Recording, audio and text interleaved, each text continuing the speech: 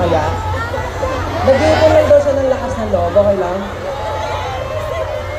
Pero dapat pag ginawa mo siya mamaya, yung pinaka-malupit at pinaka-masarap na Pablo, ha?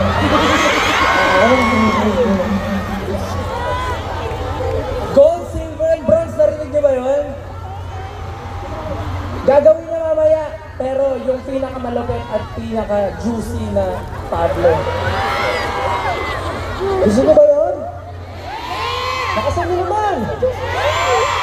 O Pablo, huwag pahiya ang sarili mo mamaya. Sige, promise. Kabagan malalanas yung ano. At hindi tayo uwi hanggat wala tayong nakikitang Pablo nakasama. Masasabihin ko lang? Handa na. Wala uuwi pag walang Pablong nakasando. Tama? Yari ka sa amin. Mga naman, 18, dahil ready pa kayo pumarty. Ituloy lang natin yung sayawan. Kasi meron kami isa pang